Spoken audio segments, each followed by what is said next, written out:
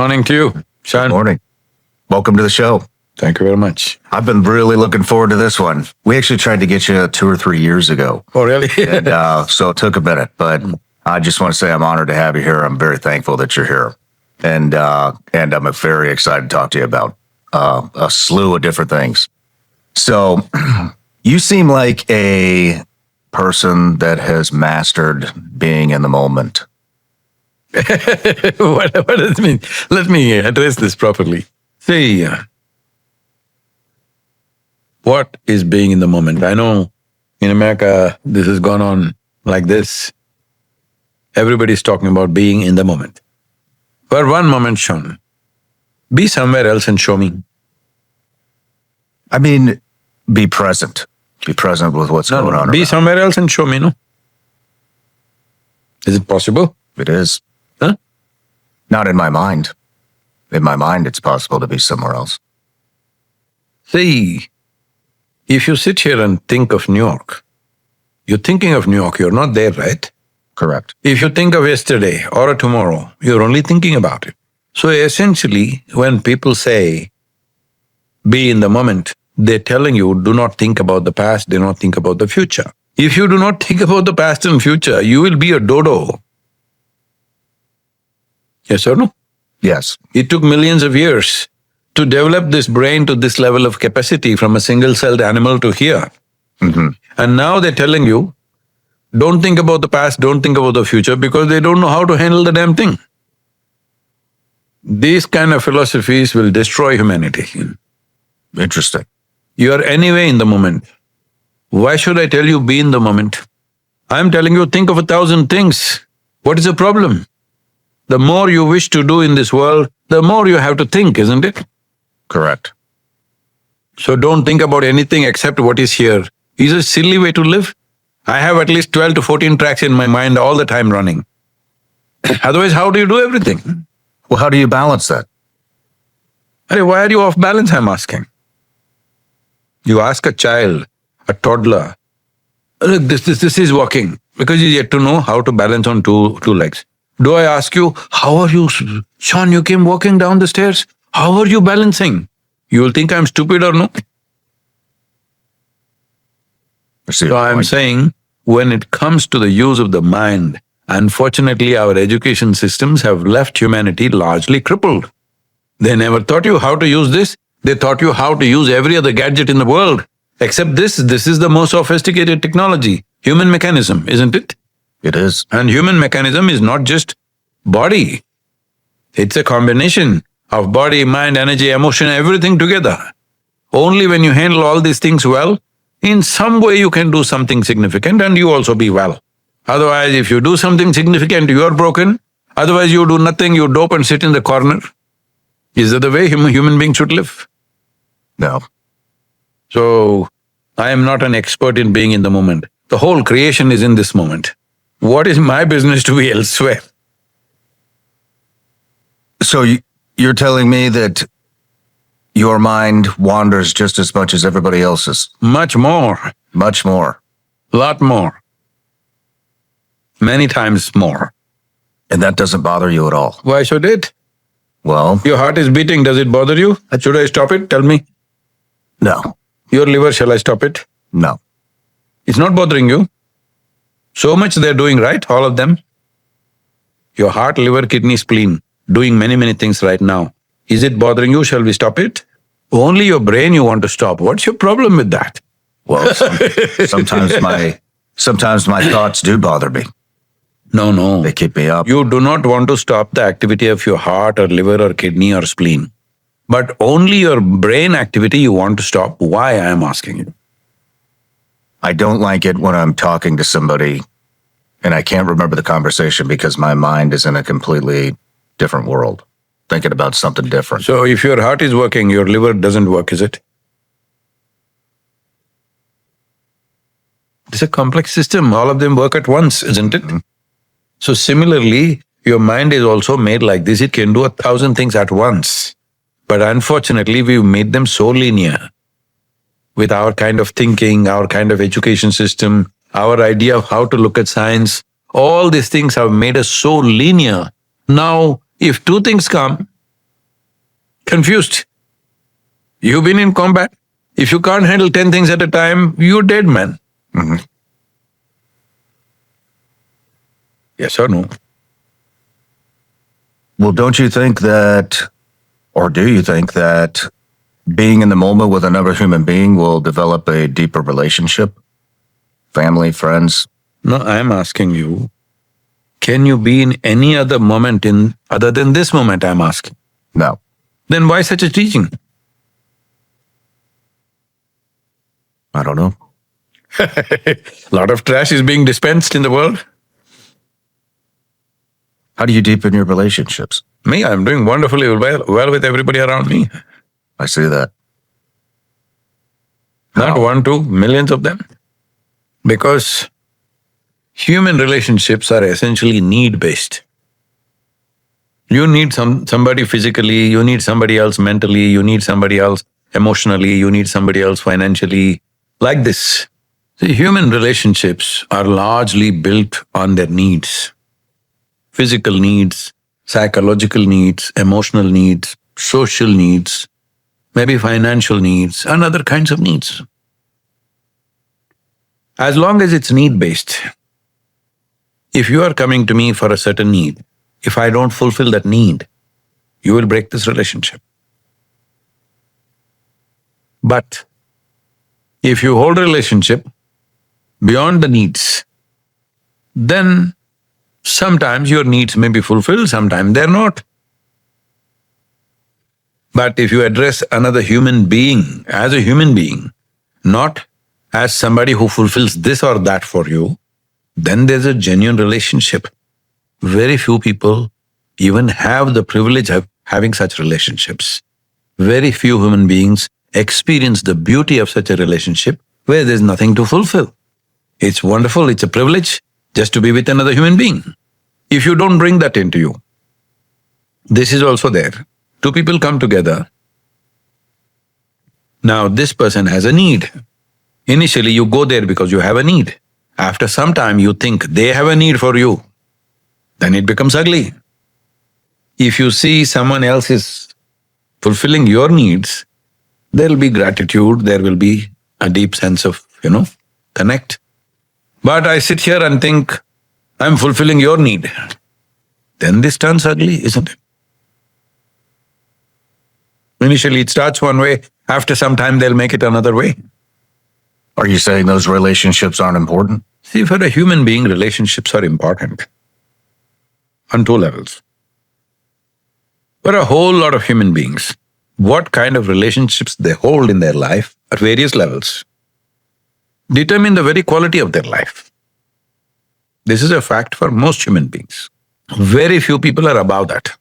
And above all,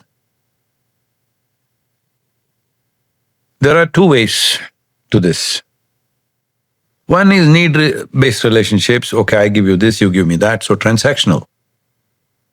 Transactions have to be managed always carefully. If you do a wrong transaction, that means if both of us are transacting and you feel that I'm giving you an unfair deal, doesn't matter how many years you know me, suddenly you will become, you'll bristle up.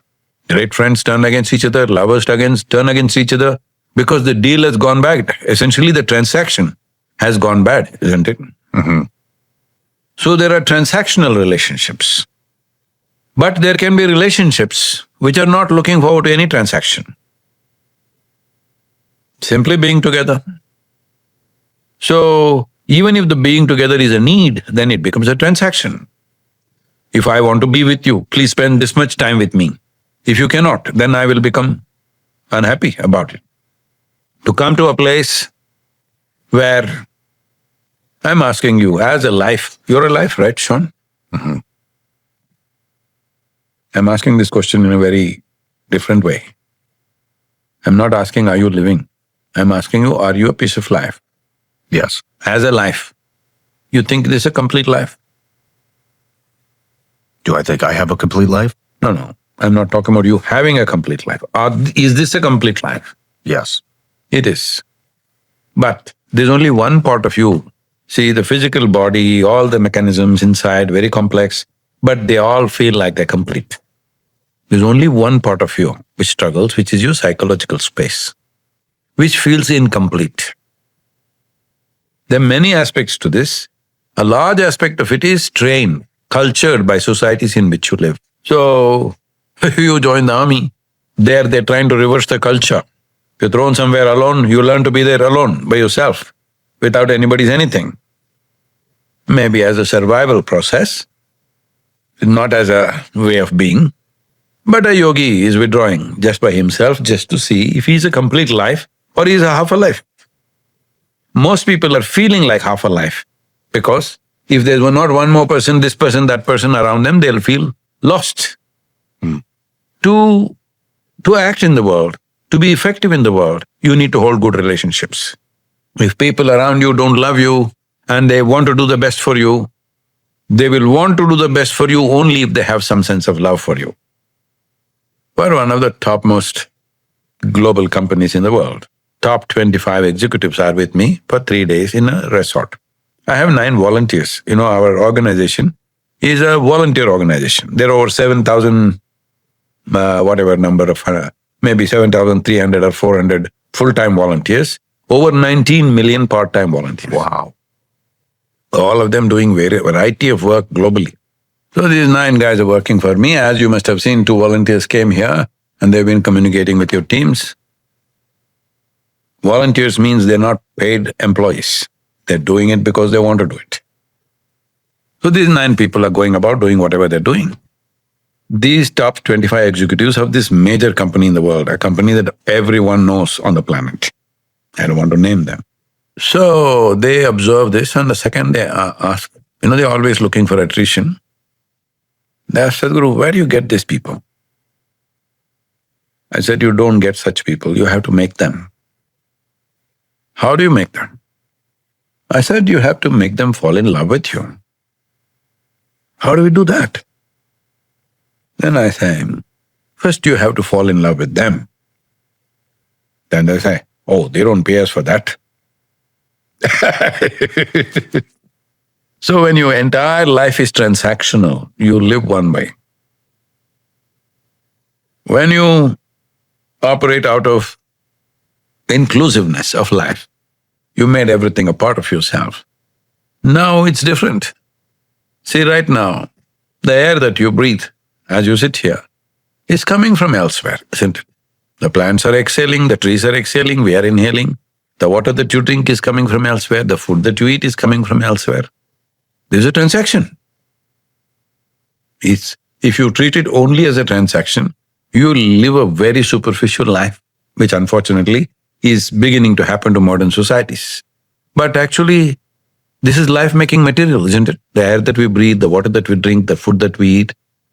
Our very bodies, we slowly gathered with these things, isn't it? So if you recognize that these are all the things making our life, this is not things to transact with, then we will treat them very differently, beyond transactions. When you conduct relationships beyond transactional value of what it is, there may be transactions. But if you treat it beyond transactional value, then the relationships are better rooted and they function much better. And more profound experience of life, above all. After all, with life, there are only 2 things in terms of experience. In terms of action, another thing.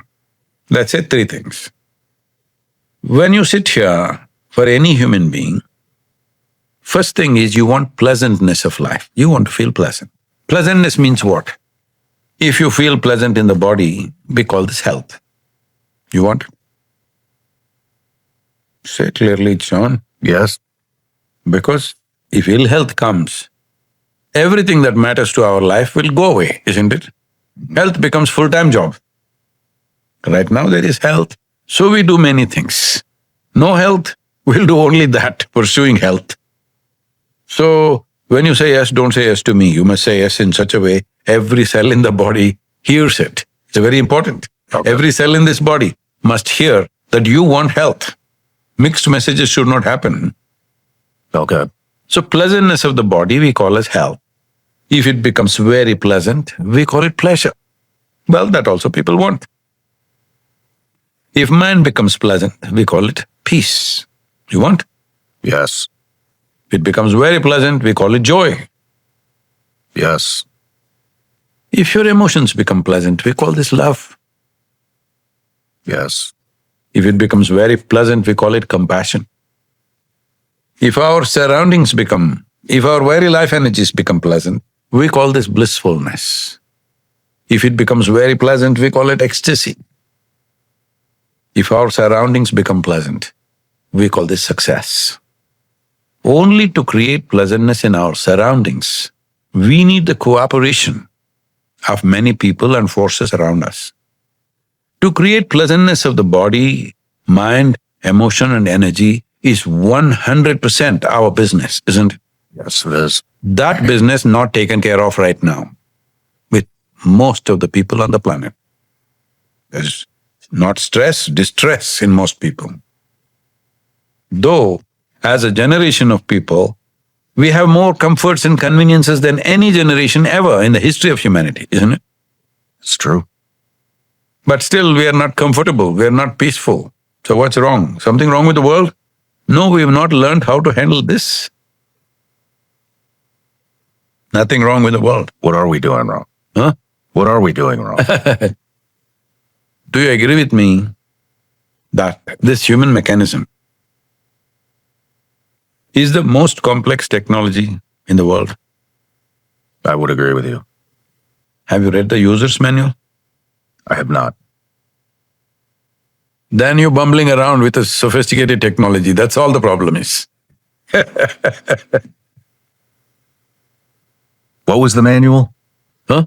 What manual? User's manual. The user's… How to use it? There is no user's manual. Who says? You may not come with a tag around your neck when you come out of your mother's womb, but it's built into this. If you pay enough attention, it's all there. Is it true? While you're a soldier, you know this well. Is it true among men or women, one person learns to use his body way better than the other one? This Same is body. true. Yeah. How come? Figured out something, isn't it? Practice, drive. Doesn't matter, figured out something. How is not the point. Somehow figured out something. Whether an athlete or a soldier or a yogi or a cook or whatever, somebody figured out something better than the other, yes or no? Yes. How did they figure out? More keener observation to things, isn't it? They looked at it better. They saw a little deeper. Everybody can use their hand, somebody uses it like magic. People are even doing magic right in front of your eyes, you can't see what they're doing.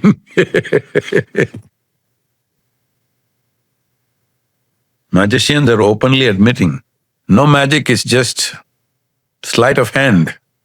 Right in front of you, they do this. You and me think we are smart and you're watching like this, but something comes and something goes. Are they doing or no?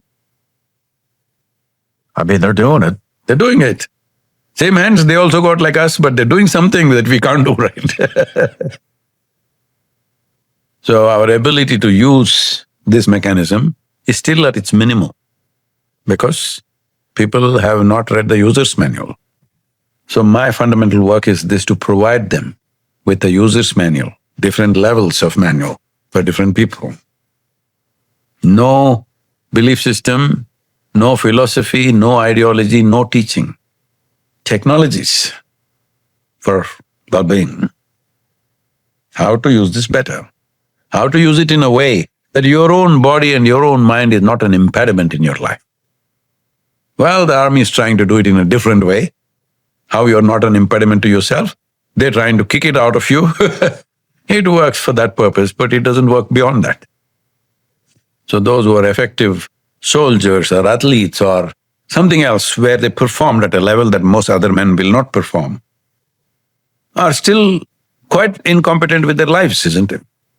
As you figured out one aspect better than the other, similarly, if the similar attention is paid, other aspects also can be figured out, that's all I'm saying. Yes. How many levels are there? You shouldn't fix it like that because, see, if you look at the body, There are many levels, but it'll stop at some point. Physical body has a limit. With mind, it's many more, but still there is a limit. But if you explore human consciousness, there's no such thing. There's no limit. Even with the physical world,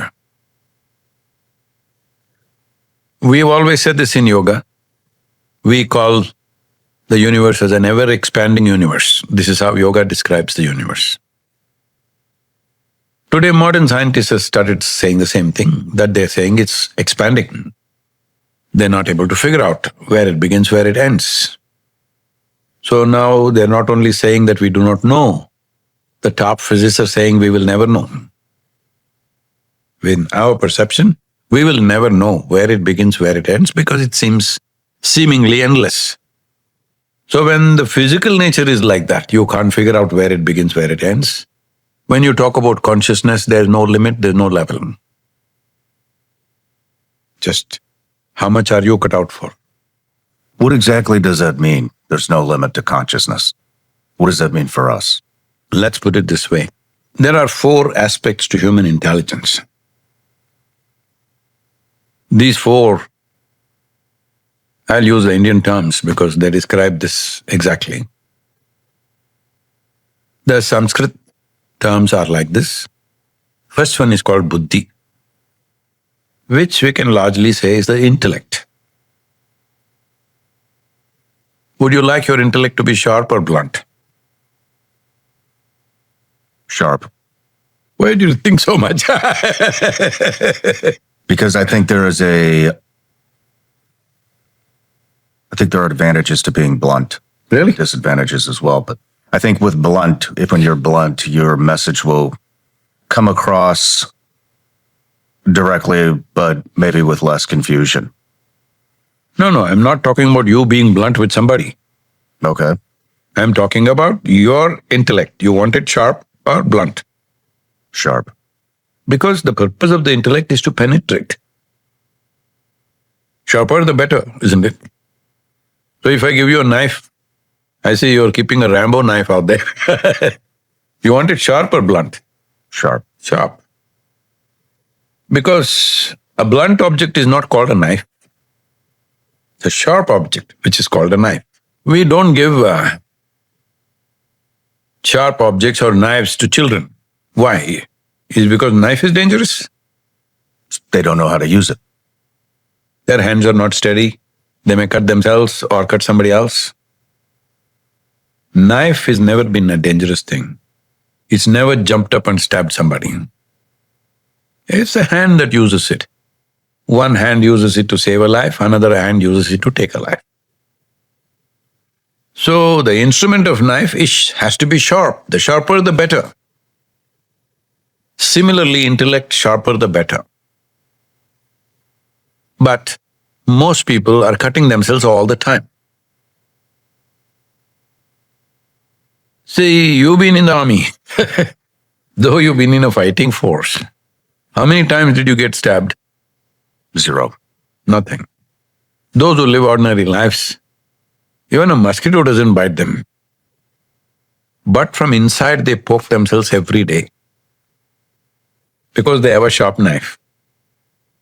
And they're trying to dull it by dipping into these bottles. Why do you think in the evening they're soaking their brain in alcohol or drug? Because they're trying to escape something. No, to dull the knife that's cutting them from inside. Okay.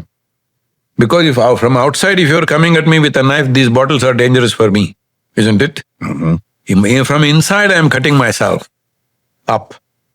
To dull my knife, I drink or drug or do something. If you dull your knife, maybe it'll give you some relief. Not a solution, isn't it? Definitely it gives you some relief, otherwise so many people are not going into it. But it's not a solution. Essentially what I'm trying to tell you is, your intellect should be sharp. But if you want to handle a sharp object, your hand must be steady and you must be conscious. If you're like a child, if you're la kind, you'll cut yourself up. Right now, that's all that's happening. If you had the brain of an earthworm, you would be quite peaceful. But you have a human intellect and you're suffering. Where do you think all the human suffering is manufactured? In Franklin, is it? What do I think all the human suffering is Is manufactured in Franklin? I don't think so, no. Where? I think it's from within. It's in the head.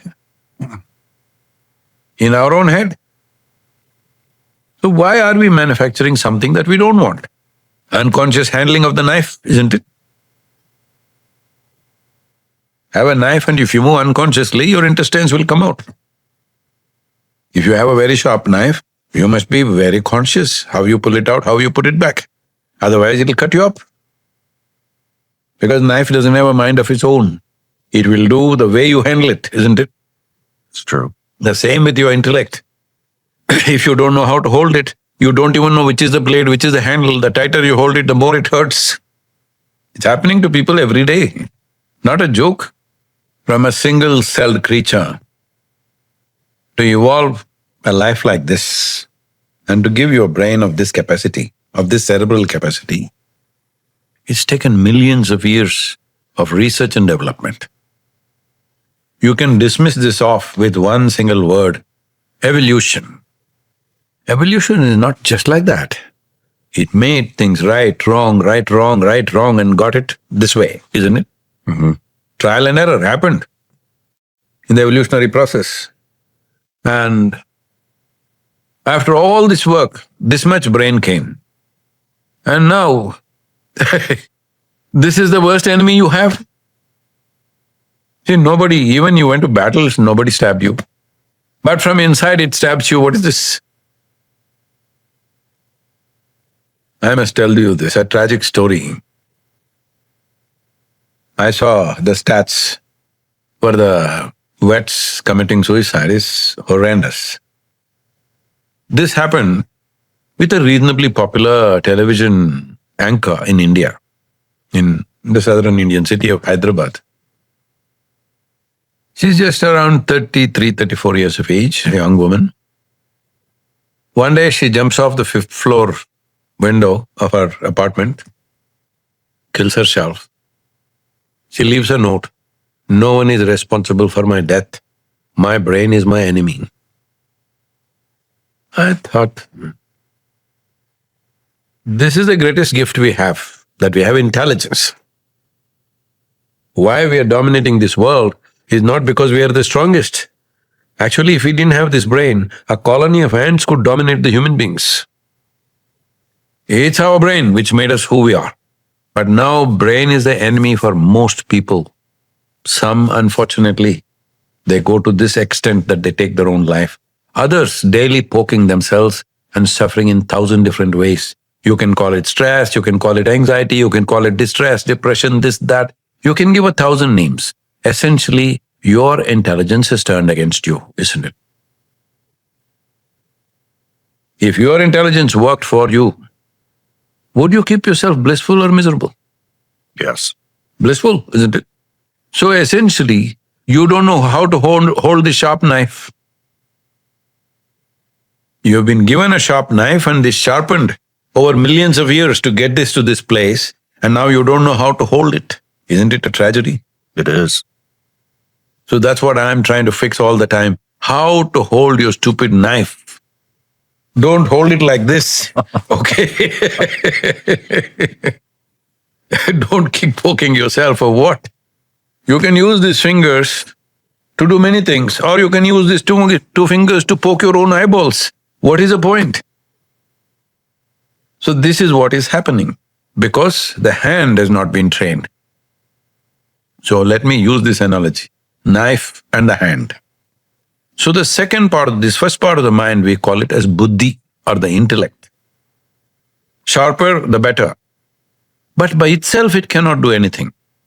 A hand should pick it up. Then only it works, the knife. The hand we call ahankara. Ahankara literally means the identity. See, you are identified as an American man. So you go and fight for America. You could die. Possible. Fortunately, you're here, but many did not come back. Because of your identity, you are willing to stake your life. In many ways, life is the most precious thing. But our identity becomes larger than that. That we are identified as American or Indian or this or that, white, black, yellow, green, whatever we are. Once we identify ourselves with something, the intellect works only to protect that identity. So if you see a knife which is sharp, the hand that holds is your identity. So how you identify yourself is very important. If your knife is super capable, it's extremely important. The hand that holds it also must be equally steady and stable, isn't it? For this to happen, we devise something in the yogic systems. When we want to start education for a child, which was usually at the age of 12, today they're starting at 3.5. That's a wrong thing to do, because people saw in ancient times, till 12 years of age, the only thing that should happen is the body and brain should grow to its full size. Child should eat well, play well, sleep well. That's all. No ABC, no 1, 2, 3, no nonsense, no becoming a CEO at the age of 9. Today, all this happening because we are in a hurry to live. So till 12 years of age, no teaching. Child should simply grow physically, mentally, with brain and body should grow.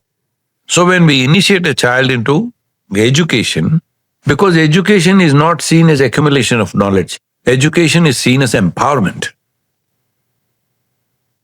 Now you're trained as a soldier, there's a certain empowerment. You could do certain things that I cannot do. So how you use this empowerment is extremely important. Otherwise you could be a very dangerous man, either for others or for yourself. So many people who get this empowerment in so many different ways, use it in terrible ways in the world. People do it all the time. The same goes for education. Education is an empowerment. So if you have to empower a human being, what should we do? First thing we did was, we created a mantra called Aham Brahmasmi. What this means is, a child of 12 identifies that my identity is cosmic. I belong to the family, but my identity is not of the family. I belong to this community, but my identity is not of community. I belong to this nation, but my identity is not of nationality. I belong to this species, but my identity is not to this species. My identity is cosmic, all-inclusive, because now I am being empowered. If I am empowered like this, my identity should be as large as possible. Because, see, we think there are good people and bad people and this and that. No, there's only limited identity and a larger identity. I literally just had this conversation with my wife last night. She had with you or you had with her? Once your identity is limited, then, see, what you call as crime is just that. Right now I think I should be well. I don't care what happens to you, because my identity with this is a crime, isn't it? So now I think, no, Shawn is my friend, we two are one, all the other guys are different. We can do whatever we want with them. So this will happen with family, with community, with society, with nationality, with race, religion. We are doing this in 1,000 ways. So we always did this. Before education starts, first thing is, my identity is cosmic. That is, all life is included in this. So you're saying you don't identify with any particular group or people, your identity is cosmic? Myself? Yes. Definitely not. That's why I'm called a yogi. The word yoga means that. Yoga means union. Union between what and what? Who created the separation? You think the planet can exist without the sun? No. Or you think the sun can exist without the universe? Cannot. The universe can exist without the galaxy? Who is separating this? We in our small heads, isn't it? So when you realize experientially that actually there is no separation, then we say you're in yoga. So anyway, let's finish this. There is a buddhi or the intellect, which is a sharp knife, and there's a hand that holds it. Now this whole hand is identity. This training is completely missing in the world, across the world. Everybody identifying with a football team and fighting with other guys, identifying with a community and fighting with other community, nation and other nation. Endlessly we are going on. Because, see, look at this. What is it that is causing maximum damage on the planet? Educated people or uneducated people? Educated people. See, the empowerment has turned against us, isn't it?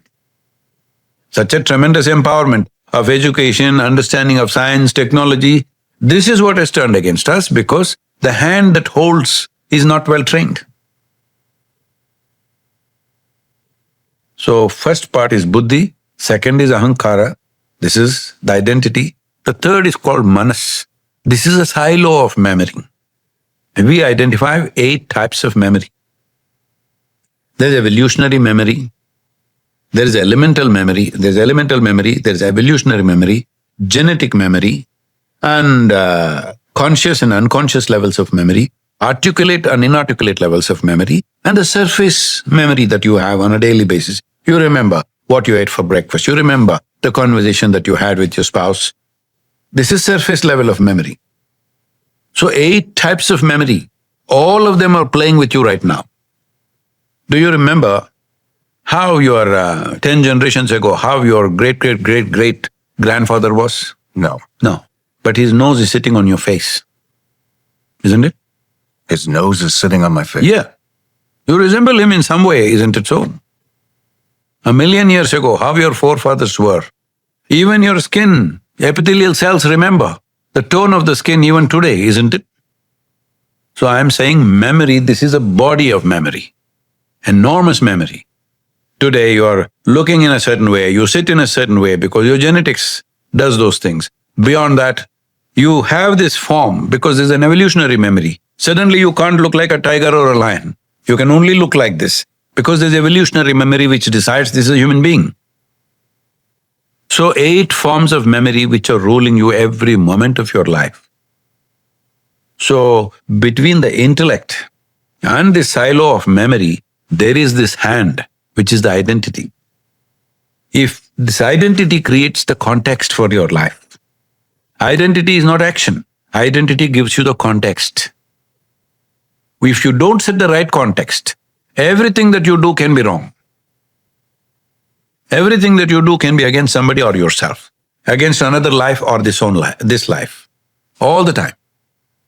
This is what is happening to human beings right now, because there is such a complex web of memory within us, which is what makes us sophisticated life, which is what makes us a kind of a rich life. But if you do not know how to handle the context of that, then everything seems to be a problem. Everything people remember they are suffering, isn't it? See, what are people suffering? They think why this whole being in the moment has come is because people are suffering their memory and their imagination both. What happened yesterday, they already suffer. Well, they're also suffering from their desires.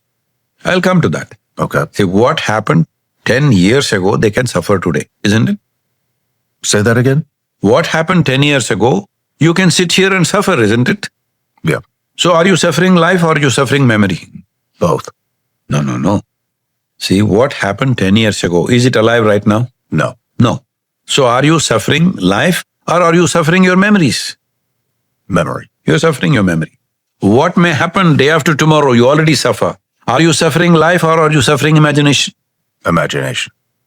So most of the time, human beings are suffering their memory and imagination. So somebody churns out a philosophy, be in the moment. You can't be anywhere else, you can only be in the moment. There is no other way to be. Essentially, they are saying, don't think about yesterday and tomorrow. Then you'll be a dodo life, not a worthwhile life in any way. So let's go to that later. Right now, there is an intellect, there is an identity which holds it. Depending on what this identity is, accordingly this intellect will function. If I hold my identity as by my